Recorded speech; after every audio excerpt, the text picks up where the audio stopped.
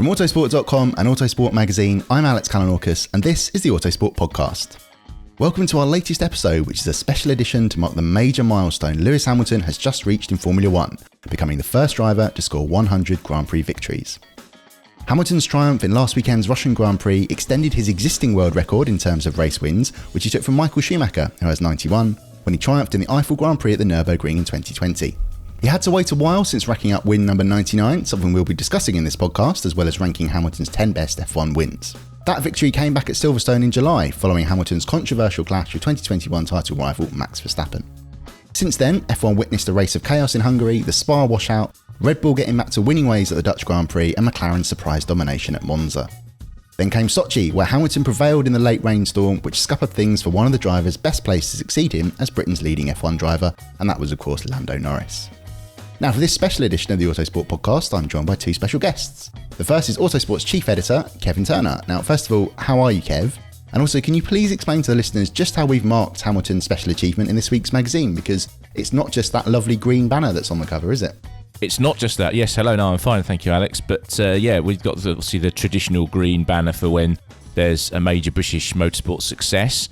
But also we made the magazine bigger to include obviously the comments that Lewis made afterwards to get his kind of initial feedback from reaching the milestone. We've spoken to some of the people that have finished second to him over the years, in particular races, but then also to get their views on him as a driver. So Nick Hardfield, Felipe Massa and Romain Grosjean.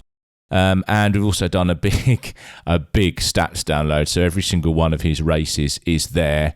We've done various cool things like pull out the list of all the tracks that he's won at, all the people that finished second to him, where he started for those wins. So if you're a stats geek, then hopefully that's pretty much everything that we could think of with Lewis Hamilton's 100 wins we included in that one. So, and obviously it goes along with your excellent analysis of the Russian Grand Prix as well. So it's quite a bumper issue, and definitely something worth marking. You know, how it's not going to be very often that we mark a milestone like this. Indeed, and you're far too kind. That was well, I think the end product of that race report was very good. It was remarkably difficult to put together because it was a fascinating strategy battle at Sochi even before the rain came, and then you had to figure out how all of them, that did get around, that apart from Latifi who crashed out, how they'd all survived in the rain shower. But anyway, I'm getting completely sidetracked, which is a good start for a podcast. So let's introduce our second guest, and he's witnessed the vast majority of Hamilton's Formula 1 wins at McLaren and Mercedes firsthand. It's Motorsport.com's F1 editor, Jonathan Noble. How are you, John? And my opening question to you is, please can you put the achievement of a driver winning 100 Formula 1 races into context? Just how big a moment is this for Formula 1?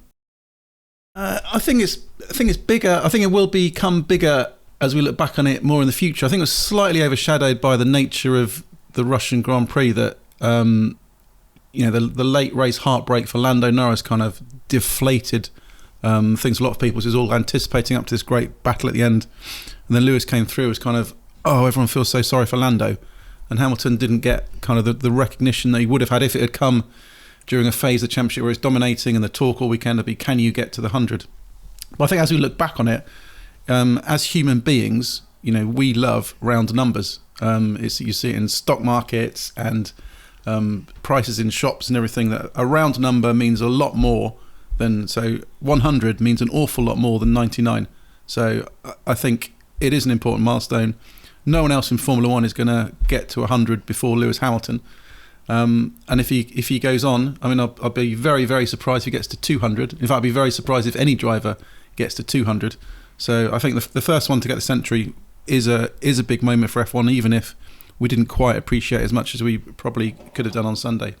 Indeed, I also thought that a secondary element in terms of that 100th race victory that took some of the shine off things for both Hamilton and Mercedes was the fact that Max Verstappen went from the back of the grid to second, because you get the hint, you get the feeling that Lewis wants that 8th world title more than anything else, and obviously they would have known that perhaps they were expecting to have a big points haul, knowing the Red Bull was starting at the back, but it didn't work out that way. Kev, did you ever think 100 race wins would be achieved in Formula 1? It's difficult, isn't it? Records are there to be broken, but no, I don't think. When Michael Schumacher set 91, that just seemed a ridiculous number in itself, and for Lewis to get there, I'm sure someone will break it in the future. Seasons are getting longer. careers, drivers, Max Verstappen, so young when he started, it was not impossible that he could be the one that breaks it if his career goes the way he wants it to. But yeah, I don't think you could have predicted it. 100 just seemed, I remember, I got really into Formula One when Alain Prost and Ayrton Senna were battling out, and their combined total is 92. And they seem to be, dominating Formula One for years. So for Lewis to come along and get to 100 on his own, I think it's an incredible achievement. But now we've learned that records can be broken. So I'm sure Hamilton's will be vulnerable at some point. But I think John's right. Being the first to 100, it does mean something. It is a remarkable achievement. Indeed, and it's interesting to think that Formula One with the upcoming rules changed. It's the thinking behind that is to stop one team absolutely dominating, as Mercedes have of late, as Ferrari did at the start of this century. But that is in Formula One's history. There's always been teams that dominated, so it remains to be seen whether that comes to pass. But if it does, you would expect if the wins are spread out a lot more, it'd be much harder for one particular driver to get anywhere near Hamilton's total. But again, if it does come to pass that another team enters an amazing cycle like Mercedes did, as you say, Kev, with the races, with the season length approaching 25, it's not going to be all that many. I think when Lewis matched or broke Michael Schumacher's record, Daniel Ricciardo, it must have been when he broke it at the Nürburgring, because Ricciardo was in the press conference with him, and Ricciardo said that achievement is basically, you think of that total, it's basically winning every single race for 5 years. That's the level of domination that he's had, and that's what it takes to reach that high numbers. But John, just thinking about this milestone in the context of Hamilton's career, where do you think that ranks along his other achievements? I think the number of titles is the thing that most people reflect on when they look back on careers. I think if you can go for 8, 9 or even more and take that record, that will mean more than, I think 9 titles would mean more than 150 wins or something. I think that's what people look back on and reflect on. Just as Schumacher, breaking Fangio's record and getting 7, I think Lewis, going for 8 or 9 will be a much greater achievement. I think winning world championships, is still the number one aim. It's still the most difficult thing to go through. You see the pain that... anyone's watched the Schumacher Netflix film, that pain and the push to get that world championship for Ferrari came, had to wait till 2000, and all the wins that he got in that period, counted for nothing. Even remarkable moment was Jean Todt said we were questioning if Michael was the right man. Did we need someone like Mika Häkkinen, despite all the wins? So what counts is world championships. So while I think it's it will be a nice thing if Lewis Hamilton ends his career with the most world championships, the most wins, the most pole positions. I still think that the championship still ranks up there as how most people reflect on the success of a driver's career. I would agree with that, but I think it's a little bit of a shame, actually, that is the case. I think that's completely correct. But the point, surely, of any race, whether it's in a championship or not, is to win it. And I think it's kind of the purest measure. A lot of statistics in Formula One have been ruined now, one way or another. The fastest lap thing, giving a point, has messed that up. Pole position there in the middle of trying to screw up with this sprint. The sprint race result gives you an official pole position. The point system has been changed, so comparing Hamilton's point score to, say, somebody like Prost or Senna is pointless. So the two stats you can look at and go, yes, that is meaningful still, are the wins and the world titles. And I completely agree with John that world championships is what he will be remembered for. But I think the wins and the ratio of wins to starts, Lewis has won more than a third of his Grand Prix, which, if you remember, that he had to put up with Red Bull domination for a few years against Sebastian Vettel, I think is remarkable. Prost and Senna are at about 25%. Most of the great drivers are in the sort of mid 20% range, and he's over 30. So I do think that is meaningful if you're a bit of a motorsport geek. But yes, I think probably the world titles are what he'll be more famously remembered, and maybe actually longer term legacy might actually not be his on track stuff at all. It might be all the stuff around equality and getting a greater representation on the grid and in the paddock, which I'm sure is probably the legacy he's most interested in.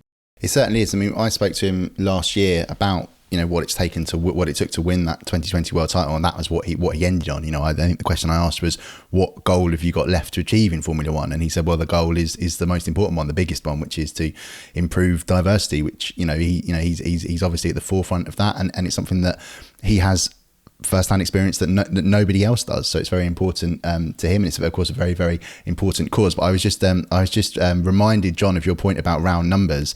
How annoyed I still am that Sebastian Loeb left it on 9 world titles. You know, you got to go for that 10th one. You got to go for that 10th one. So if Lewis Hamilton gets anywhere near 10 world titles or gets 9, he's got to go for the 10th.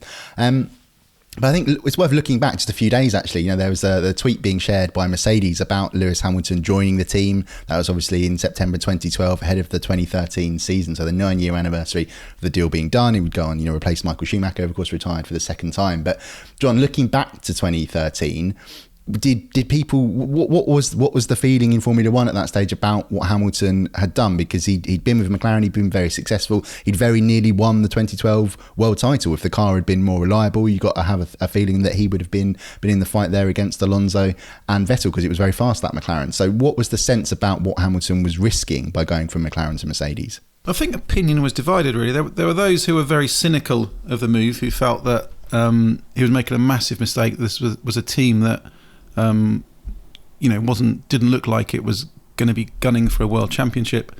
Didn't look like there was going to be much success on the horizon. And McLaren had been a world championship winner. Hamilton had won his title there. The car had looked quick. But equally, there were those who could sense this kind of this change of direction and momentum in the team. Especially, I think the key to it was the 2014 regulations. This was always in the back of everyone's mind. This was one of the selling factors that they took to Lewis about the potential from 14, and you could see the kind of the glimmers of potential coming in at Mercedes as the car was getting quicker, was achieving more success on track. But I think even though you could sense that there was a chance of going for a world championship in 14, I don't think anybody in that paddock could have predicted the scale of domination that we've seen, and that it would become not a total Lewis Hamilton era, but a Mercedes era of Formula One with 7 consecutive world championships, constructors championships now, and 6 drives for Lewis, 1 for Nico. So just an incredible era of domination. That's what wasn't predictable. I think you could suggest they'd was making the right move to go there, and I think especially you have to look at the problems facing at McLaren. I thought it was very, very interesting. There was a little comment from Lewis straight after the race in Russia, where he took the win, and Lando was obviously there, and said how great it was to see my old team up there and that they're united again.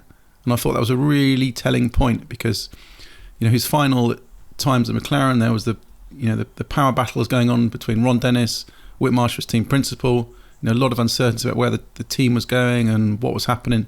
So I think that was quite telling. So as much as Mercedes has sold it to Lewis, I think equally there were some kind of uncertainties and doubts at McLaren at the time as to whether it had long-term potential as well. And Kev, that's the sort of other side of this story. Is it's obviously it's a much more minor part, but it is what happened to McLaren after Hamilton left, because it just looking at the bare stats, if you don't know the history, if you haven't read up on things like that, it just looks like Hamilton leaves and it all falls apart for McLaren. But it was much more complex than that. Things had been building for a long time, but it just shows you how long it took for the team to get back to winning ways. I mean, 2012, Jenson Button wins the last race in Brazil, and it's only Daniel Ricciardo winning at Monza that ends that awful streak for McLaren. Yeah, I think it does look bad, as you say. It looks like Lewis leaves and it's just a disaster. But I think there were underlying issues, as John says. I know there are people who were there at the time that think actually it can go back as far as the Spygate and the fine they had prevented them from putting investment into new facilities and all that sort of thing, which eventually caught up with them as time went by. So they were just, they were heading in the wrong direction when Lewis left. Obviously, they then tried to make a big leap for 2013 to try and finally do that last bridge to Red Bull, and actually went the wrong way, and the car wasn't really any good. And they still had Jenson Button, world champion, who'd actually outscored Lewis across the 3 years they'd been together. So not in terms of wins, but in terms of points. So it's not like they didn't have some strength on the driver line up front. So yeah, I think that their issues were were much more deep than just Lewis losing Hamilton. I think maybe that was he was indicative of where the momentum was going in the F1 paddock, but I don't think you could say losing Lewis was the thing that kind of ended the McLaren running at the front. Well, let's talk about Hamilton and how he has sustained his success, because it's never easy for any sports person in any field to do what Lewis has done in terms of be successful over a massively long period of time. Think about Nico Rosberg, how much it took him just to win one world title. He said that was enough. I can't do that again. So of course he goes and retires. So John, what's your impression of how Lewis has kept that motivation high, how he's kept himself, just trying to get better and better? Because again, when I spoke to him last year, that was something he said, that I do feel like I am still getting better as I get older. And you think about, that season, he'd said, right, in 2019, I only got 4 or 5 pole positions, whereas before I was getting double that. So I need to improve when it comes to qualifying. And he did. And that was a key part of his title win last year. So yeah, how has Hamilton kept raising the game? I think part of this is this brilliant psychological makeup of believing he's the best in the business, but believing that at any point that could get taken away from him if he doesn't work as hard as he needs to, and this paranoia of falling off the cliff and that performance not being there. I thought it was something that, again, going back to the Schumacher Netflix film, where Corinna talked about Michael having this winter in Norway after the 97 championship and just shut off from Formula One, and then as he returned for 98, just the doubts about, I'm not sure if I can do this anymore, I need to check if I'm there. And I think Lewis almost goes through the same thing, that there's this uncertainty about his performance. Has he maximised his work with the engineers? Has he maximised his understanding of tyres? Has he maximised his qualifying performance, his race performance? All these elements. And I think it's this work ethic he's got, that he doesn't rely on his natural talent. He knows he's quick, but he knows he has to work and has to find details and pushes on with marginal gains. And he's kept hungry and he's kept motivated. You've never sensed any time where he's been tired of racing in Formula One or bored of racing in Formula One. There's been frustrations, he has annoyances that, Ferrari had such a strong engine in 2018. He's had, annoyances and difficulties with Nico Rosberg and the falling out, which I think was probably the low point for Lewis at Mercedes during that era, when there was a big danger of the whole thing falling apart. But through it all, he just keeps pushing, he keeps working and constantly trying to improve, without complacency falling in and without motivation falling away. I think you could argue actually that 2016 season, it was the kind of final thing that completed that process, in that we know he had unreliability problems and that Nico was probably being a bit political behind the scenes in a way that Lewis doesn't appreciate. He just likes to rock up and do his thing. He's not really a political character in that sense. But he also gave away some points that year with poor starts. So a combination of Nico absolutely maximising what he had and making sure he did get good starts, a bit of unreliability for Lewis, was enough for him to lose a championship that he, clearly he never thought he should have lost that championship to Nico Rosberg, and he probably shouldn't have done.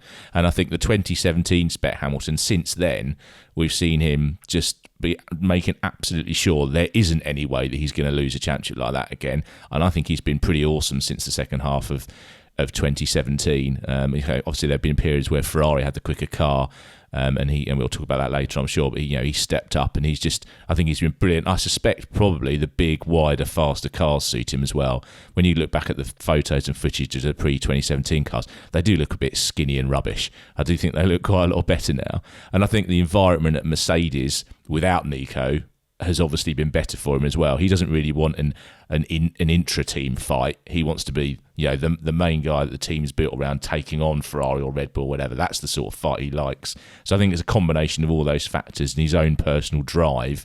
It is remarkable that he just keeps going and improving. And I really like that line he came up with, I think it was last year, where even if he's on pole, he imagines himself or a car just that little bit out of reach. So he's always striving. Because if you've ever played a computer game where you're racing a ghost car, you do drive better when you're trying to catch that ghost car. And he's having that in real, in his head in real life. I think that was quite. It shows you could be on pole by a second and he'd still go, I'm going to try and get that invisible car just to find that extra little something. Indeed, and it's also worth saying, there's always this tiresome, ridiculous point trotted out. It's all about the car. Now, of course, we know in Formula One the car is very, very important, but to a certain degree, that point just doesn't work. Because what if it's all about the car? Why isn't Valtteri Bottas winning every race and things like that at the moment. But what is undeniable is, in terms of kit, the tyres that Lewis has used throughout his career. He's only got, the one world title came on the Bridgestones in 2008. All of the rest have come on the Pirellis, which don't have the greatest reputation. There's still trouble going on in terms of, you think back to Baku in June.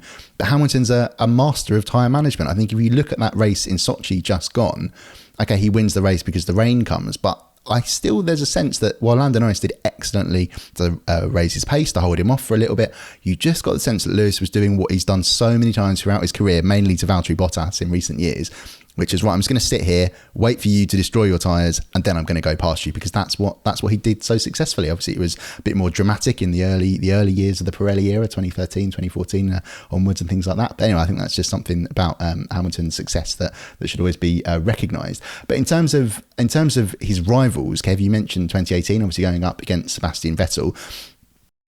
Lewis Hamilton's list of rivals goes back all the way back to when he joined Formula One in 2007. Fernando Alonso, his McLaren teammate then, Felipe Massa, of course, Kimi Raikkonen, the Ferrari drivers he beat the following year. Then obviously when the McLaren's not so good in the intervening years, that's when Vettel takes ahead. But as you mentioned, Kev, Jenson Button was a real rival in terms of at McLaren, because he outscores Hamilton. But Vettel racking up the titles, then again becomes a direct rival in 2017, 2018 when Vettel's at Ferrari. Nico Rosberg, of course, the intra-team battle at Mercedes, and now this incredible, almost for the ages fight with Max Verstappen. So I'm going to ask you both to pick one. Unfortunately, John, we're coming to you first. Who might you consider to be Lewis Hamilton's greatest Formula One rival? The difficulty with that is they're all those drivers posed headaches to Lewis for very different reasons. None of them necessarily because of pure out and out talent. Alonso was the first year in Formula One, very, very political rival. So he was thrust into this massive political battle against a supremely naturally talented driver, which was, you could argue, was probably the most difficult one. I think with Rosberg, the difficulty was that I think Lewis felt that he was naturally quicker than Nico, but Nico could deliver the results when it was needed, and Nico was playing games inside the team. And I think that's something Lewis found very difficult to deal with, because he just wanted things to be equal, and this kid he'd known and grown up with and raced alongside each other in karting and had come through the ranks. Suddenly there was this bitterness and politics going on inside a team, which I think he found difficult to cope with. Then you got Vettel, who's had the benefit of an Adrian Newey Red Bull, so you're battling against a machine with Vettel with a Ferrari engine as well in that era. I think I had to pick one. I'd probably go for Alonso, just because of all the complications of talent plus politics plus just this amazing whirlwind of chaos around Spygate and 2017. So I think that's the one I'd probably pick out of all of them, whereas the rest he could cope with, but they posed him different kinds of headaches and different challenges. And Kev, who would you choose? Well, I think John summed it up very well there. I think if you were picking the number of championship fights, it's Vettel, isn't it? Because he fought him at Red Bull and at Ferrari. But there's only one driver that you've listed there who I think is on Hamilton's level, or was on Hamilton's level, and that is Alonso. And I think it's a real shame. We've discussed this before. We were robbed of that. That should have been the contest of the ages during Hamilton's career. But Alonso obviously went off and drove, middling cars at best for too long. But he's the only. I think we've seen Hamilton's got the better of Vettel. We saw it at Ferrari when Ferrari had the edge on the. Hamilton's got Vettel tucked up really, and obviously he did actually beat Rosberg over the course of their time together. Alonso is the one guy I think that could have, should have, would have been up there with him. Obviously, we haven't yet seen the Max Verstappen thing to its conclusion. I would say that at the moment, I don't think crashing into Lewis every couple of weeks really makes you a particularly brilliant rival. I think that Max has got to show that he's prepared to let Lewis and him get round the corner together, and then we'll have a great rivalry. So at the moment, I'd say in terms of title fights, it's Vettel, but in terms of ability, it's Alonso. Indeed, and I think it's worth adding, if I was going to pick anyone, I probably would pick Alonso as well, mainly because of the way Alonso still races Hamilton, even though they're not in the same fight anymore. You link back with that race in Mexico where Alonso was in that awful McLaren and he really raced Lewis extremely hard, and then holding him off in Hungary in the Alpine to help Ocon win.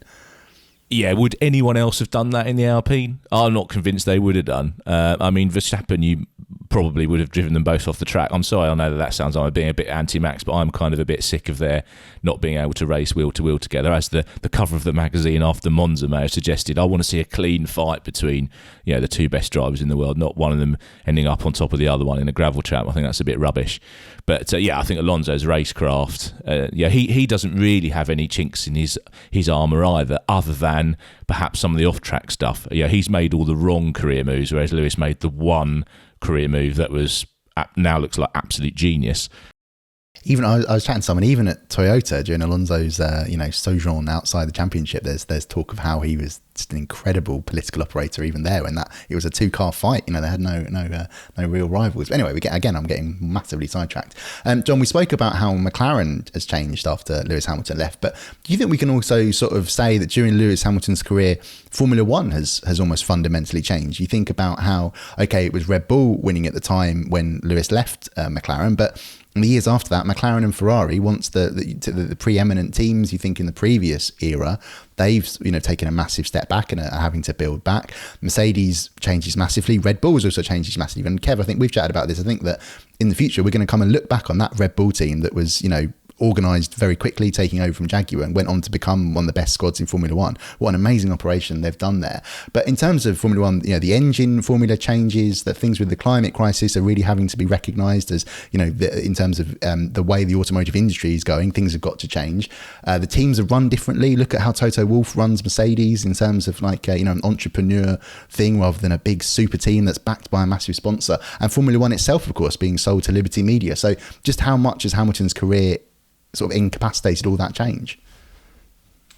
Encapsulated all that change. That was the word I was going for. Sorry. I think the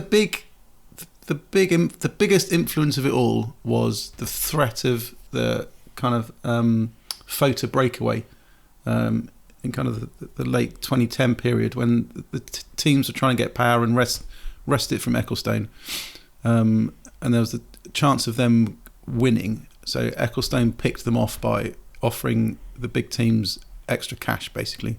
So he picked them out. So you handed all these Constructors' Championship bonuses to Ferrari, to Red Bull, and then Mercedes managed to grab it as well, which then basically triggered a 2-tier Formula One, because the best teams had far more money than anybody else, and that basically split the grid. So you had 3 teams at the front and everyone else not only behind, but well behind. I think I'm correct in saying in 2017 and 2018 there are only 2 non-Mercedes, Red Bull, Ferrari cars on the podium, which was the Force Indias in Baku. 1 year Lance Stroll and 1 year Sergio Perez. So this was the low point in F1's competitiveness, and this is the thing that Liberty Media are now trying to roll back. So the cost cap coming in to stop the big spenders spending their way to success, a better revenue distribution system, so the smaller teams have more money. We've got this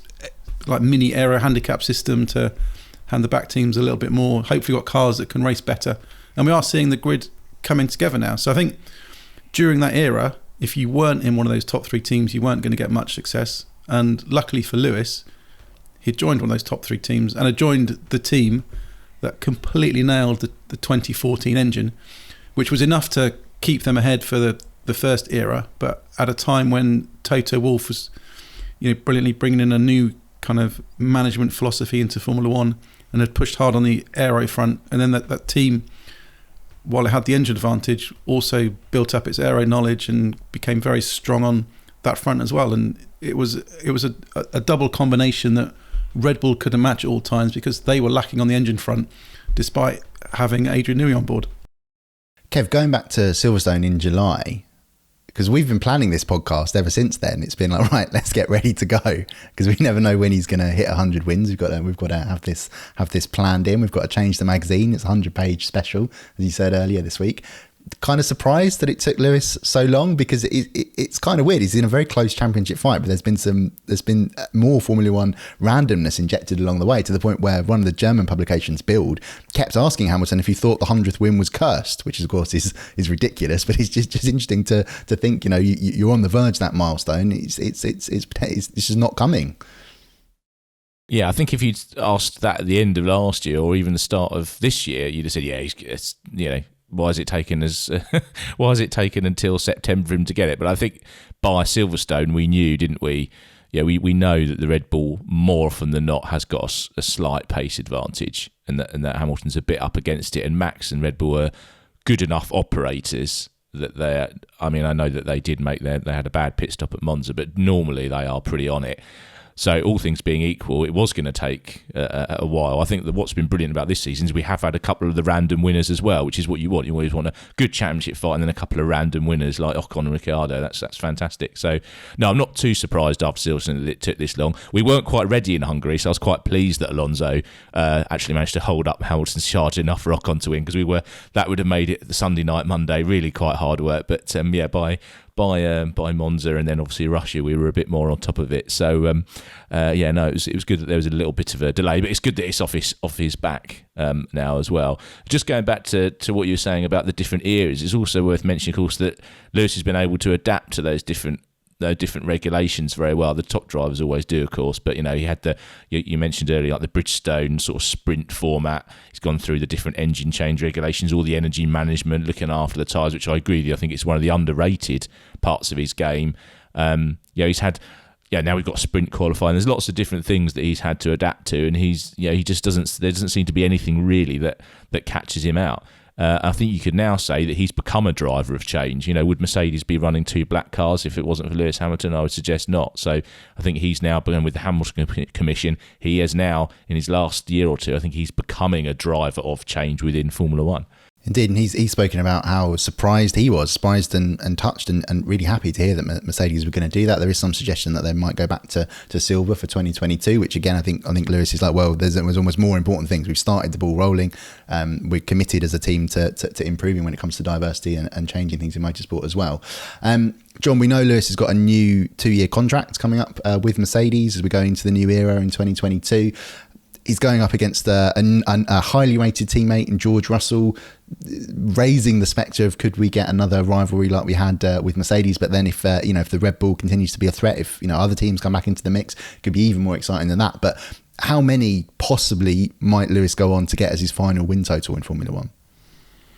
I think the critical point will be who's got these 21 regulations right. I think the general consensus in the paddock is for all the Liberty Media's aims of the cost cap and equal revenue share and closer racing cars will work in the long term and should bring us a grid that's as unpredictable as it is right now, which isn't why we're changing rules.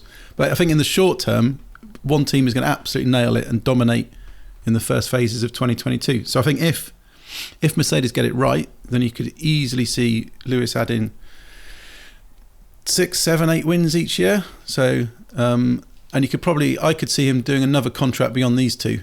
I don't think he'll do these two and then disappear. I think if there's a decent amount of success and he feels he's still got it and is not more motivated by Russell's speed and pace, but invigorated by what Russell brings to the team and this challenge of new drivers coming through, then I think he could add 20, 30 more wins in total before the end. But I think if Mercedes get it wrong next year and are struggling and it's a poor season, then you could easily see that tally not getting added very much.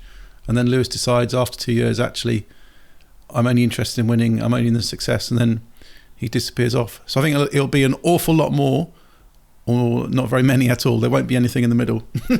And there's sort of the other extra element of will he carry on beyond his next contract is that I'm sure he knows, and most athletes do, they're worth far more in terms of what they can earn, but also the messages that they want to promote by being active and successful in the sports that they're in. You think about what Sebastian Vettel, the messages he conveyed in Hungary with the LGBTQ rainbow t-shirt. You think about him picking up litter. He knows he's going to get more coverage because he is still a Formula One driver. It's the same with Lewis Hamilton and promoting diversity. It's that much more important to be a Formula One driver than a former Formula One driver. I think that's always a factor in there. But Kev, coming to you, before we come on to go into you've done one of your wonderful lists of Lewis's top 10 Formula One wins.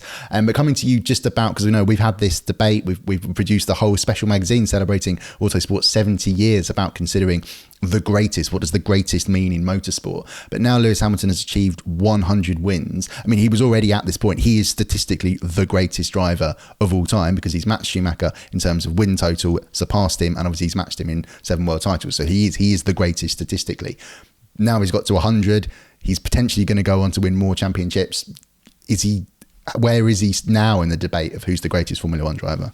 I don't think that getting to 100 makes any real difference in that sense. I think we know what Hamilton is now. We're close enough to the end of his career. I mean, I'm intrigued to hear John suggest that he could go on beyond the next 2 years. I mean, if he were to do that and was to genuinely be able to fight off, the whole generation of Leclerc, Verstappen, Russell, I mean, then that really would be remarkable. And surely age will catch up with him eventually.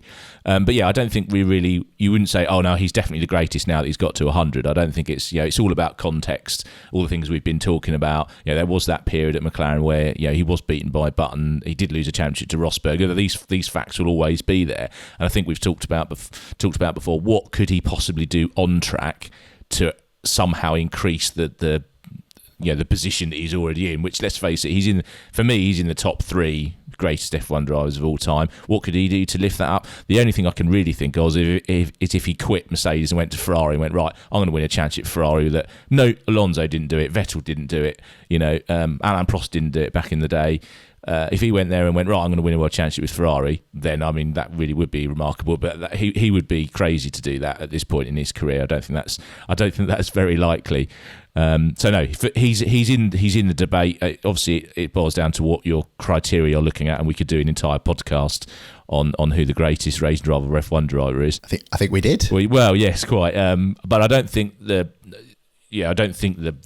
getting to 100 or an 8th world title, 7, 8, 9 makes a huge amount of difference. It's more about the context that those successes are scored in, really. It is. And while I'm going to remain sitting on the fence here in terms of giving an opinion on who's the greatest Formula One driver, I do think another interesting element is what have drivers changed? What have they done in terms of their personalities and their achievements? You look at Jackie Stewart and all the achievements in safety that he promoted and he achieved. What a wonderful extra element that is to add into the debate.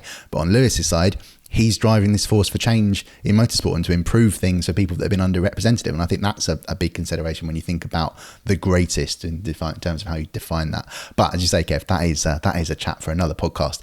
Let's come on to your top 10 list. You've done it again. You've spent many an evening considering Lewis Hamilton's. I suppose it was 99 right up until Sochi, which isn't in there. The 2021 Russian Grand Prix. Going to give that away now to the listeners. We're going to go to the first one at number 10, which is the 2013 Hungarian Grand Prix, and that's Hamilton's 120th Formula One race, his 22nd victory. But it's first for Mercedes. And John, I'm going to come to you. Have you got any particular memories of that day at the Hungaroring? I imagine it was quite hot at the Hungaroring in July. I think the abiding memory of that time was more the political background to it all. Not only that it was Lewis's first win, but it was the year of the famous Mercedes secret test in Barcelona. So this had been a real ongoing political battle between. This was the point where Mercedes had become a serious threat to the other teams. So they'd run this test after Spanish Grand Prix with Nico and Lewis. It was a tyre test, right, with Pirelli, is that right? Yeah. The tyre test. And so they'd run this test after Grand Prix, both drivers in black helmets. So although they claimed there was no reason to keep who was driving secret. So big political thing. They got, although they were cleared of a major rules breach, there was an FI hearing and they agreed to not run a young driver test. But the belief was that this test had allowed Mercedes to better understand the huge tyre degradation problems they'd had, because they'd had races where the car was quick but just couldn't look after its tyres and was mashing the tyres. So Hungary was, no surprise to see Lewis on pole position as such, but you thought there's no way in the heat of Hungary that car is going to be able to look after its tyres and manage it. And this was the day it turned. This was the day he did it. He nailed it. Key was that move on Jenson Button after the pit stops, which got him through. So I think that was the arrival there was not only that Lewis's first win for Mercedes, but confirmation about the kind of the background to that secret test. And you just sensed that the momentum was gathering, that this team was becoming a major force. And Kev, why has that made the list? Why is that in at number 10? Well, I mean, John's outlined it very well there. He looked after the tyres when no one, even he didn't expect to. I think after giving his comments after qualifying, he nailed the overtakes on Button and Mark Webber when he needed to. And also, I like to look at what their teammates are doing when I'm doing these races. And Nico Rosberg was battling for 9th when his engine let go, and his best lap was almost half a second slower than Hamilton. So, especially given the context, actually, they had some great races and were quite close in subsequent years. I mean, that's a thrashing, really. So, just an error-free, looked after the tyres, over to it when he had to, and thrashed his teammate. And of course, it was I suppose, a bit of artistic license because it is a bit of a milestone. His first Mercedes win. Well, let's come on to number 9, which is the 2012 US Grand Prix at Austin. That's Hamilton's 109th Formula One race, his 21st victory. John, what you got any particular memories of being there? Am I right in thinking this is the race where Ferrari triggered the grid penalty for Massa to get Alonso onto the clean side of the grid, or was that another year, Austin? No, it was Austin's first year. So great, mega venue, and everyone was raving about the venue. And Austin's an amazing city, so F1 was automatically in love with the new home of the American Grand Prix. But the track, as we saw in Turkey last year, the new track had absolutely zero grip.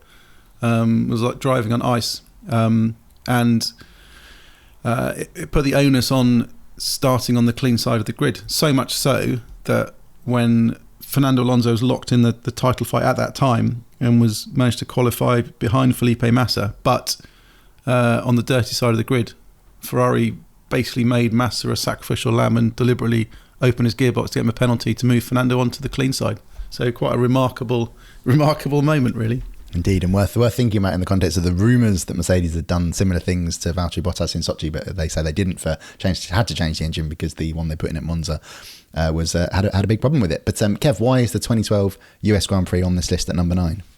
So for me, it sort of sums up one of those rivalries we were talking about, the one with Vettel, where Vettel normally had the advantage because, as John said earlier, had an Adrian Newey Red Bull, and it was one of those races, just opportunistic really. He chased, once he got up to second and caught and got up behind Vettel, and there was quite a long period of time where he's behind him.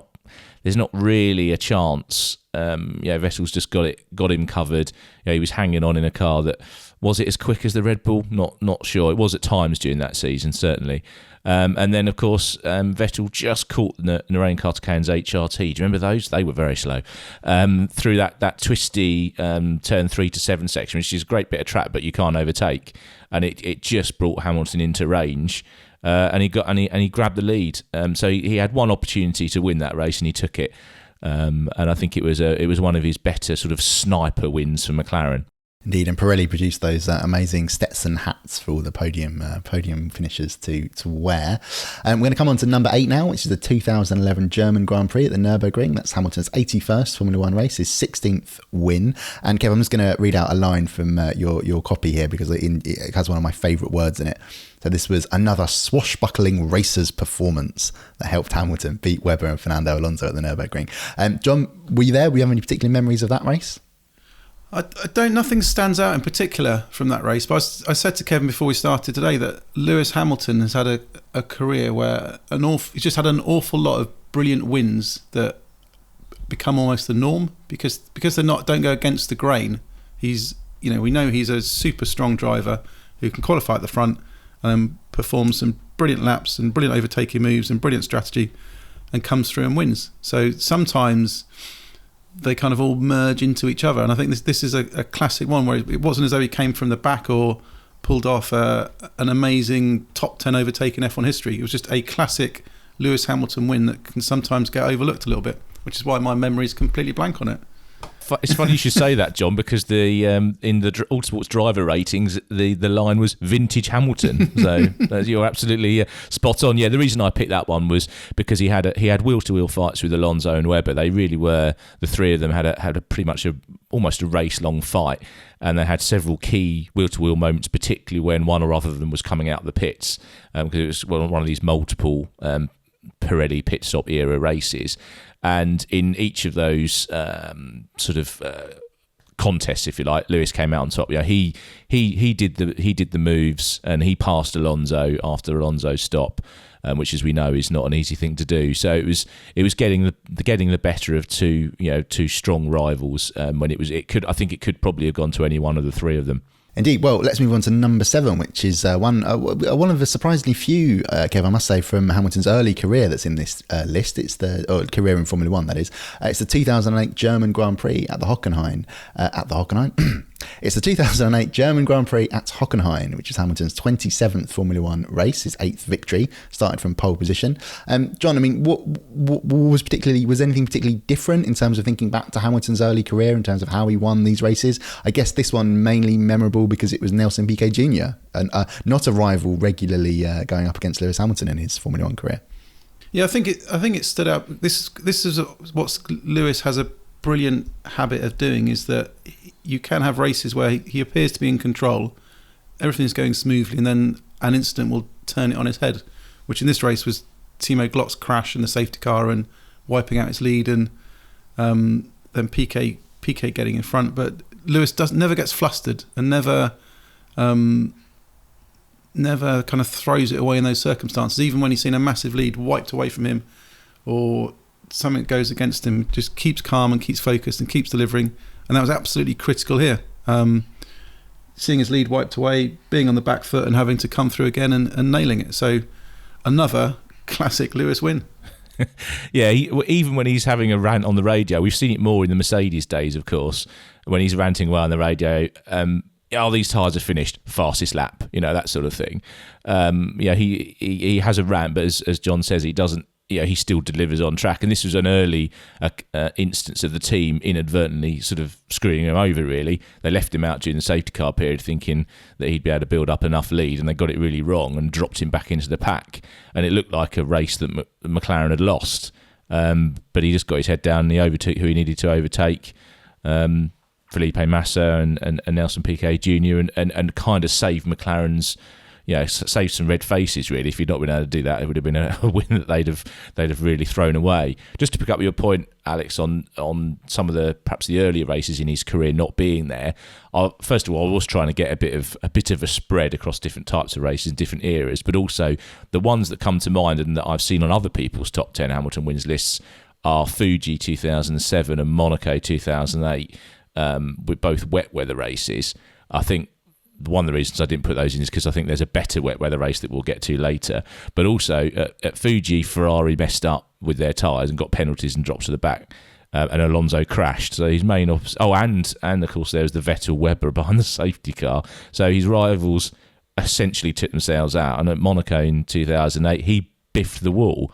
He was fantastically fast after that, but he needed a little bit of luck with the weather and the way the strategy panned out after that for him to get a win back that he'd sort of thrown away by putting it into the barrier. So if you were doing a top 15 or top 20 or maybe most dramatic Hamilton wins, then it would be there. But I don't think in terms of his pure driving, it was his best. Indeed, if I was having to do driver ratings for that race, as I do for all the ones in 2021, it definitely wouldn't have been a maximum, wouldn't have been a 10. You can't hit a wall and end up even if you do go on to win, Indeed, to get the maximum score. But there we go.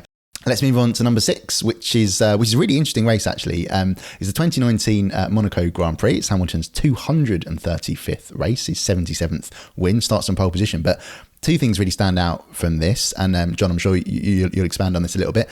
Quite an emotionally charged weekend for Formula One and for Mercedes in particular, following the death of Niki Lauda, but also the battle that Hamilton has with Max Verstappen. Maybe Kev, you'll chat about this. Sort of shadows what's to come in terms of their rivalry, because Red Bull hadn't been the big problem for Mercedes during the recent years of that sort of bit of the turbo hybrid era. It had been Vettel and Ferrari. All three teams were in the mix in 2019, but it's Verstappen hounding Hamilton. It was on those on the wrong tyres, essentially on the medium tyres to keep it going. But yeah, John, what was your memory of that weekend? Yeah, I mean the build up to the race itself had been overshadowed by Lauda's death, and Mercedes had been quite hit quite hard by it, actually. I seem to recall the drivers not doing press events on the Thursday, and Toto arranged some special event on the first day of action. Sorry, the drivers didn't speak on the Wednesday, I think, and then Toto did a long thing on Thursday talking about it. So I had all this, the emotions heading into the weekend. And the thing I remember from the race itself was it was the start of the Lewis Max thing, but at the time we had access to what were called Kangaroo TV sets, so you could watch, as well as the international feed on the main channels in the media centre, that you could pick your own channels and watch on board. So I watched the race on board on from Lewis's car, so you could listen to his team radio live as it's happened. And all I remember all the time was just he seemed to be calm, pretty calm in front of Max, and it all looked under control. But the stress he was going through with traffic, just constantly on the radio, blue flag, blue flag, blue flag, all the way through trying to clear traffic. Just knowing that if Max had half a sniff, as Max got at one point when he came down the inside of the chicane, that would be enough. So you sometimes don't appreciate the kind of intensity and stress and concern that a driver in the lead can have. And even though it looks from the TV cameras that it's pretty much under control. And Kev, why is that at number 6? Well, partly because it's a really good example of his time management. Like John says, he didn't make a mistake while ahead of arguably the most aggressive driver on the grid. Certainly not someone you'd want to have behind you, even at Monaco. And obviously, if you do make a mistake at Monaco, you're in the wall. So managing the tyre situation, when Mercedes put him onto the mediums instead of the hards. And also to that, I think that the moment where Max goes down the inside, which, to be fair, I think he had to have a go at. I think that was Monaco's a ridiculous place for a race, and that was the one place he had it wasn't really on. At the time, I thought, he's got to have a go, but there wasn't enough of a gap there. But I think that pretty much anyone else on the grid has a crash at that point. I think the two cars crash. But Hamilton has such a good sixth sense. Perhaps Alonso is the other one. He just knew where Max was and what he had to do, and he avoided, not for the first or last time, he avoided a shunt between the two of them, and they were both able to carry on with the race. And I just thought it was just an all-round being on top of his game, managing a situation that was gone against him, and then avoiding a crash when the inevitable attack came. And of course, in the background of all the louder emotion as well, just shows that he's capable of putting in these top performances, whatever is thrown at him from outside or within the race. Indeed. I have to say, looking back, I think that the cover of Autosport magazine that week was particularly good. It was Lewis pointing to the Niki Lauda liveried helmet that he'd worn in that race. I thought that was just a particularly good shot. Let's move on to number 5, which is the 2011 Chinese Grand Prix. It's Hamilton's 74th race in Formula 1. His 15th win, starting from 3rd on the grid. But Kev, first of all, why have you picked it at number 5? But also, the really interesting thing about this is how very close Hamilton came to not even making the race. Yes, the car wouldn't initially fire up when they went to go to the grid. So there was quite a last minute, drama to get it out there and make sure he was, even in the race. So that's not exactly good preparation. Another example of, it just bounces off him. And it was the opposite to the time management thing that we've talked about before. This was one where he was sort of on the attack, having done the extra stop, but he had to overtake quite a few people. So. He had to overtake Jenson Button, he had to overtake Nico Rosberg, Felipe Massa, and then he had to go after Sebastian Vettel. And he caught him with 4 or 5 laps to go, and then pulled off a really nice move on him to grab the lead and take the win and then race clear. And at the time, Hamilton said that it was up there in his top 3 wins. I mean, it was at that stage, it was only his 15th win. So he was up there in his top 3 when it's 15. But yeah, he'd gone on the attack, and I think drivers like to go on the attack, and it's a reminder that, as if one were needed, that Hamilton's great when he's attacking as well as when he's having to manage tyres. Well, let's come on to number 4, which is the 2014 Bahrain Grand Prix. This is a particularly famous battle between Hamilton and Rosberg. It was his 132nd race, his 24th win, started second on the grid. But I think what was really interesting about this race, as we were going to talk about the battle with Rosberg on track, was it just demonstrated how much faster the Mercedes cars were over the field. There's a late safety car, and they just disappear. And actually, it really brought something home to me, thinking about 2020 and Lewis's 7th world title, is the Imola race where Verstappen is out of the race because his tyre blows out and he retires as a safety car. The Mercedes cars, again, just disappear. And it just shows you what the W11, how much of a step forward it was, what it reasserted in terms of Mercedes dominance and how good Verstappen was to even get close to it. But John, 2014 Bahrain, the battle in the duel in the desert, that incredible driving from both Hamilton and Rosberg. What are your memories of that? And also, do you think it contributed a little bit to the sort of animosity between the two of them at that point? I think at the time, it'd been fairly obvious that Mercedes were miles clear of everybody else, and I think for journalists, what we like is good narratives to seasons. I don't think the media centre, despite accusations that all the Brits favour Hamilton and all the Germans favour Vettel and all this sort of thing, I don't think it's the media centre as partisan as that. I think that what journalists love more than anything is a good narrative to a season and a good rivalry and a good battle. And I think the concern was going to 14 that Mercedes were well clear and it could turn into a complete one-horse race if the pair of them, weren't battling wheel to wheel and weren't doing it there. So I think when this duel in the desert happened and there was kind of some chopping and wheel banging and overtaking stuff, there were kind of cheers in the media and excitement because this was the battle we wanted. That ultimately, in a good F1 season, you can have one team dominant, but it's only a good F1 season if the two drivers in that team are battling each other and fighting. And I think this was confirmation that the gloves were off. It was going to be a tough battle, and that Nico wasn't going to be a pushover because he was going to be super aggressive. And I think that laid down probably the marker to Lewis that Nico wasn't going to be an easy walkover. Just as I suspect this season that the way that Max never conceded to Lewis in the early stages of the season when they were in close first corner moments like Imola and Barcelona laid the foundations for what's happened this part of the season when Lewis has decided he's not backing out either. So I think it was the start of the process, even if it wasn't necessarily the trigger point for it. Indeed. Kev, why is 2014 Bahrain Grand Prix at number 4 on your list? Well, for me, it was the first sign that Hamilton's advantage, one of his advantages over Nico, was his racecraft.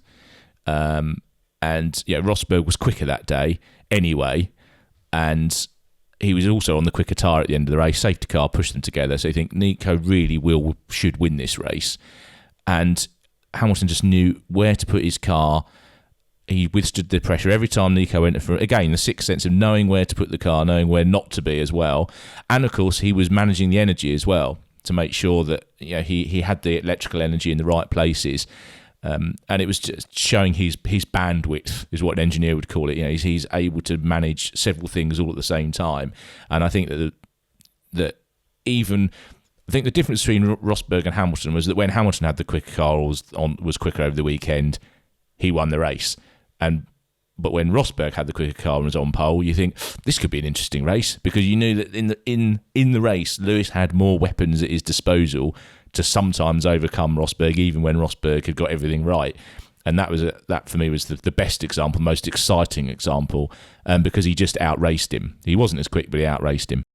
Well, let's move on to number 3, which is the first of Hamilton's victories in this list that actually is a victory that decided a title. And it's one that John referenced earlier. It's the 2020 Turkish Grand Prix at Istanbul Park. Hamilton's 264th race, his 94th win, starting from 6th on the grid, because as John referenced, the new asphalt surface that had been laid down, it sort of hadn't quite cured properly. I think it had been only completed about 3 weeks before the race happened. In the dry, even on practice, I remember when I was doing my Friday practice analysis, it was that everyone was shocked. Mercedes was like, well, we've got one of the best cars in F1 history and we can barely keep it on the track in the dry. It's incredible. And then when it rained on Saturday, you got that fascinating qualifying session where Lance Stroll comes out on top and Max Verstappen is absolutely furious that he hasn't got pole position. It sets up a really fascinating race, which then became an incredible race with the Racing Points lead in the early stages. Verstappen spins away his chance to win, but Hamilton's class again rises to the fore in terms of how he gets, with the intermediates, he wears them down to slicks and he just keeps going, and it's tremendous. But Kev, why is that at number 3?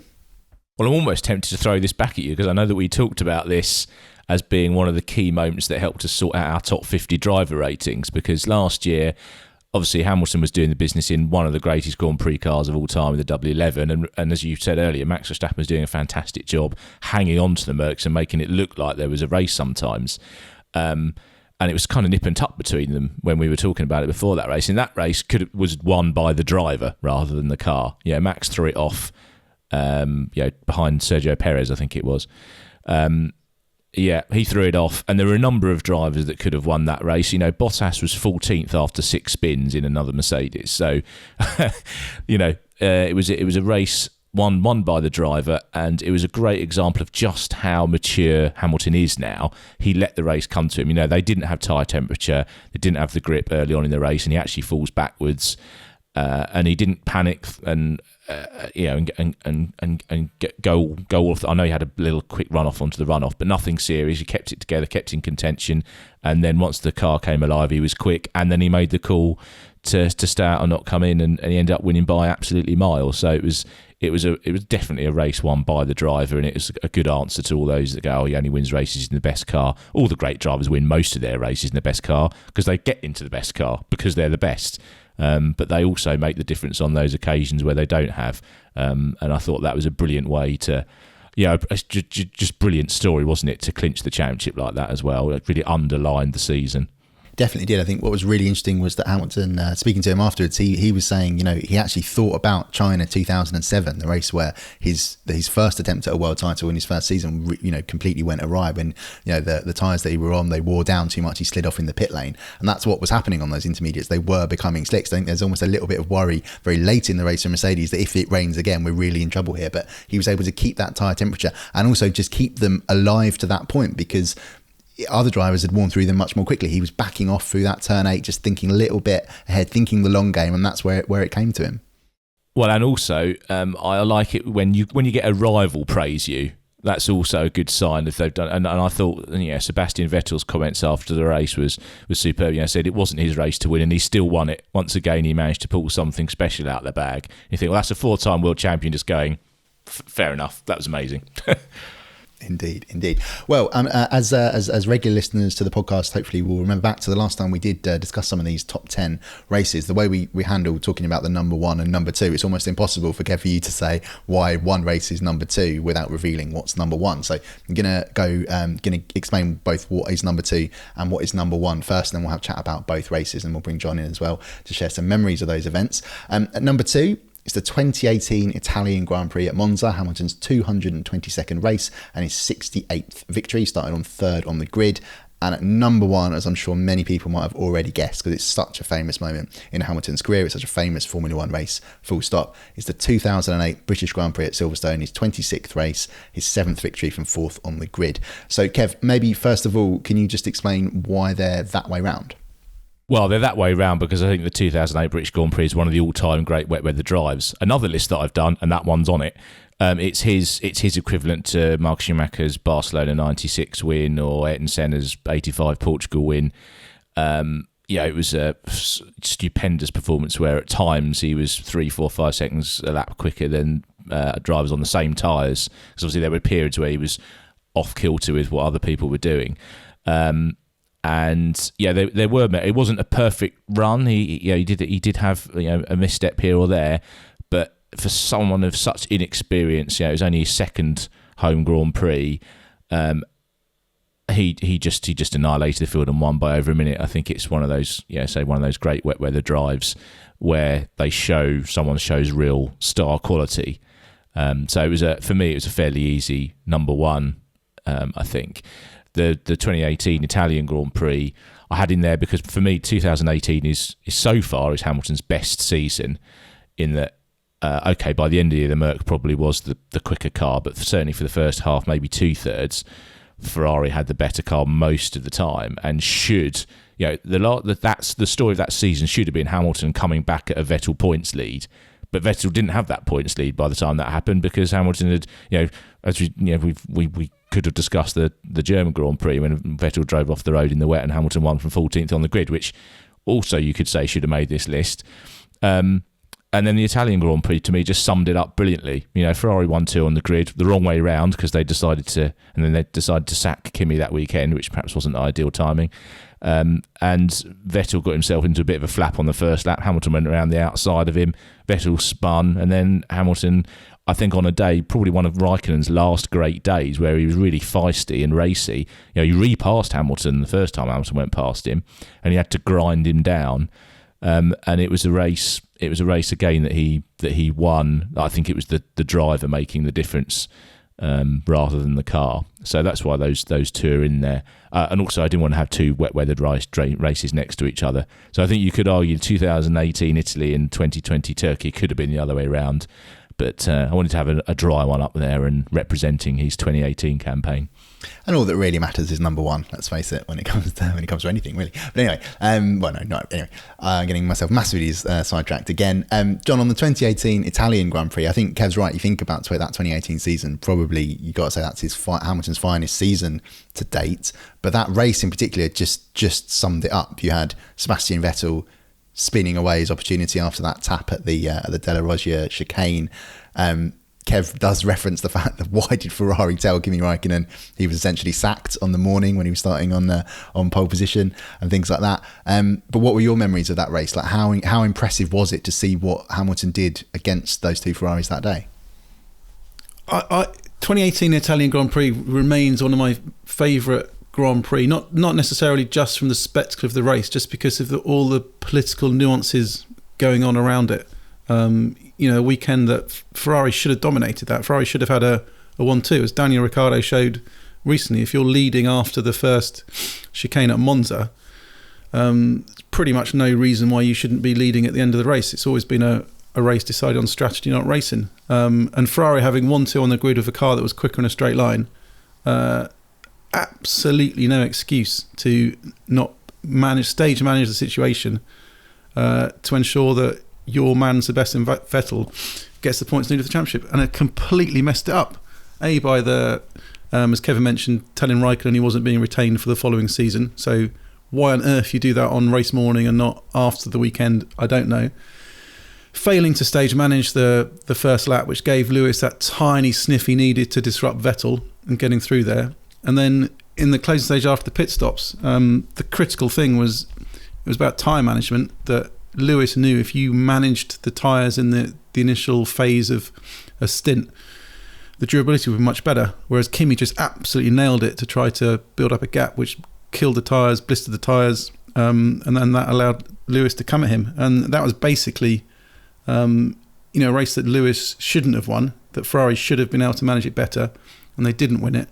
And it was, Lewis's driving, all he needs that sniff of Vettel on lap one, and time management in the second stint turned it on its head and set him on the way for the championship.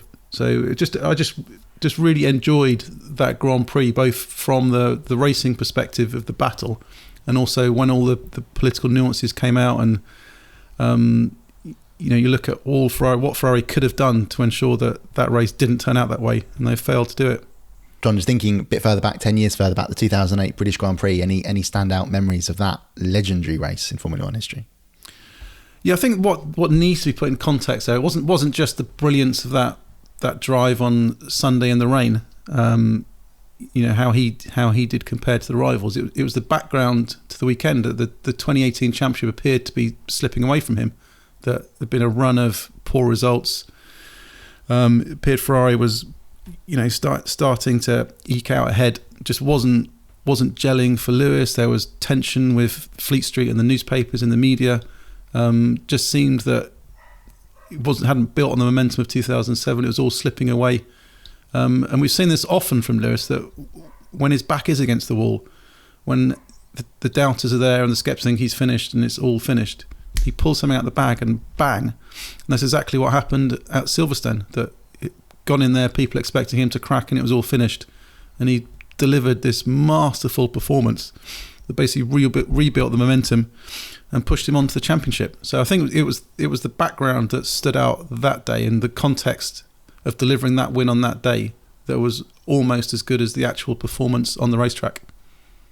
Indeed. Well, Kevin, I'm going to come back to you for one final question on this podcast, but I thought I'd just briefly sort of summarise. You've also done for Autosport.com Plus, and I'm sure it's in the magazine as well, some victories that got away from Hamilton for various reasons. There's the 2008 Belgian Grand Prix at Spa, that controversial lost win because of the battle with Kimi Räikkönen late in the race. 2012 Singapore Grand Prix, where the McLaren reliability really let him down. It's almost the narrative of that has actually changed now, because people think that as he was walking away from that wrecked McLaren, that that's when he decided he was going to leave. And actually Hamilton sort of changing the story now, not necessarily changing the story, just sort of clarifying that actually it was different timing around then. But there definitely were discussions with Niki Lauda that weekend that was pivotal to him joining Mercedes. There was a 2015 Monaco Grand Prix where the race got away with strategy down there at Mercedes. And then, of course, very, very famously in terms of the context of the 2016 season, the Malaysian Grand Prix where the engine failure really, really becomes costly in the championship fight. But those are races that Hamilton didn't win. So Kev, last question, were there any victories that he does have of those 100 or the other 90 that nearly made it onto this list but didn't, and why was that the case? Yeah, I think probably the one that we haven't mentioned it, but we probably should talk about the 2018 German Grand Prix. So there were actually only 23 races in World Championship history that have been won from outside the top 10 on the grid. And Hamilton has one of them. It's from 14th. He was fantastically fast when the rain arrived, as you would expect. And it was just, it was a brilliant performance to take the victory from that far back. The reason it didn't quite make the list, and in fact it actually wasn't an initial draft of the list, it was only pushed out by the Turkish Grand Prix last year, is because he did need to rely on Vettel's mistake from the lead to win, and I think John said before that was a very key moment in their championship fight, but Vettel plays an active part in that by going off the road and making possibly the most important mistake of his career, because I think that he never really got his mojo back at Ferrari after that. So it's key in that championship battle. And of course, that was also the race where we had that ridiculous Mercedes. Every now and again, they have a moment of madness where it's in, out, in. Oh, I don't know. And Lewis is like, "Come on, man! I'm across the grass." And he could have got a penalty for that, and he didn't. But so it was right up there in contention. Obviously, the fact that he's got a race win from 14th on the grid that didn't make the top 10, I think, tells you all you need to know about the quality of some of the victories he's had. Indeed. Well, guys, thank you very much for coming on this podcast, and thanks for everybody listening along.